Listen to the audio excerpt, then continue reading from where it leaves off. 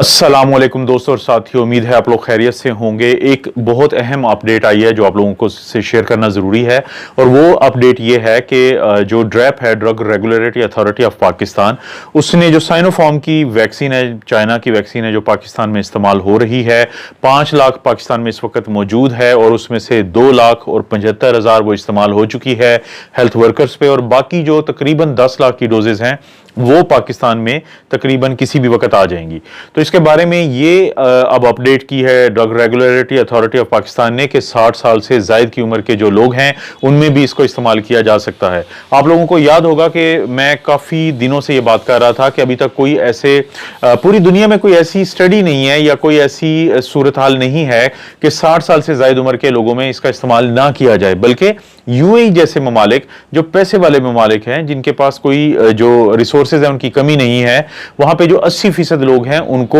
ये यूएई में साइनोफार्म की वैक्सीन ही लगी और उनमें ज्यादातर लोगों को उनको लगी है जिनकी उम्र 60 साल से जायद है, जिसमें वहां के जाहिर हुक्मरान लोग भी शामिल हैं और इसके अलावा भी वहां पे बाकी वैक्सीन लगती हैं। तो अब ये पाकिस्तान में ड्रैप ने बहुत अहम फैसला कर लिया है। इसका मतलब है कि पाकिस्तान में जो इस वक्त वैक्सीन मौजूद है वो भी लगाई जा सकती है उन लोगों में जिनकी उम्र 60 साल से जायद है, खास तौर पे 10 लाख मजीद डोजेज आने के बाद, क्योंकि हेल्थ केयर जो वर्कर्स हैं वो शायद बहुत ज्यादा इंटरेस्टेड नहीं है इस वैक्सीन को लगवाने में। ये उनकी शायद एक इग्नोरेंस आप कह सकते हैं, क्योंकि अभी तक साइंटिफिक रीजन नहीं है इसके इनकार करने की। तो बहुत ज्यादा मुझे तो खुशी हुई है, ताकि वो लोग जो हेल्थ वर्कर्स हैं अगर वो नहीं लगवाना चाहते तो ये वैक्सीन उन लोगों को लगा दी जाए जिनकी जान बचाने में ये मददगार साबित हो सकती है, और वो ही लोग हैं जिनकी उम्र 60 साल से जायद है और जिनको मुख्तलिफ हेल्थ के इश्यूज हैं। तो सबसे अच्छी और अहम खबर ये है, लेकिन साथ ही ये अपडेट करना जरूरी है कि पाकिस्तान में जो एस्ट्राजेनेका की वैक्सीन है जो इंडिया में सीरम इंस्टीट्यूट ऑफ इंडिया बना रहा है, उसने मैन्युफैक्चर की है और जिसके बारे में हम लोग बता रहे थे गवर्नमेंट के बताने पे ही कि मार्च के पहले हफ्ते में ये वैक्सीन पाकिस्तान में आ जाएगी। अब ये सुना गया है कि ये वैक्सीन मार्च के एंड में या मार्च का जो मिड है यानी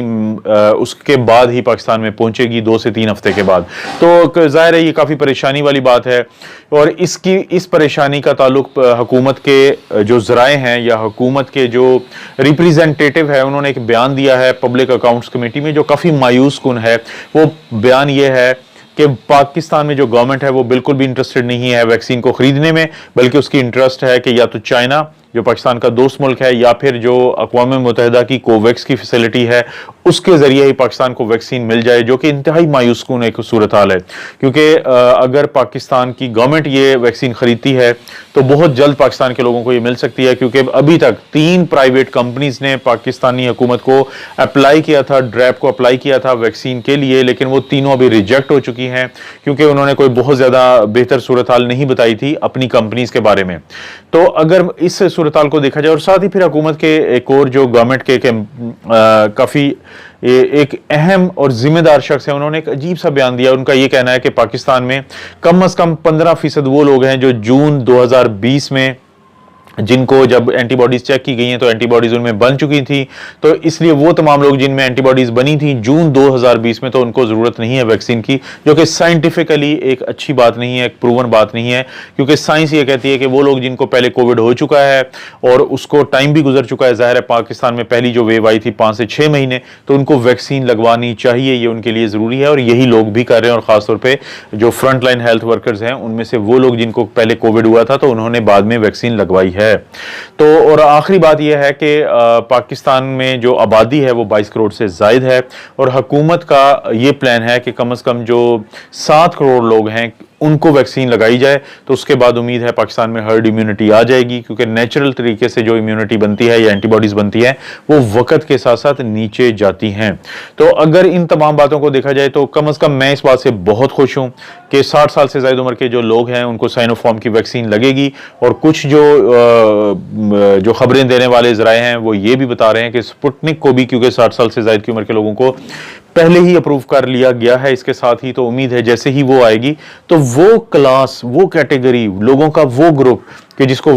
कोविड होने के बाद ज्यादा कॉम्प्लिकेशन आती है, तो वो इंशाल्लाह महफूज हो जाएंगे ये वैक्सीन की डोजेज लगने के बाद। और साथ ही उन्होंने आखिरी ये बात है कि कैनसाइनो की वैक्सीन के बारे में ये बताया गया है कि उसकी जो कीमत है वो तकरीबन $13 है, जो पाकिस्तान में अगर हम अभी की मौजूदा हिसाब से देखें तो 2000 रुपये बनती है। तो अगर कैंसाइनो आ जाती है,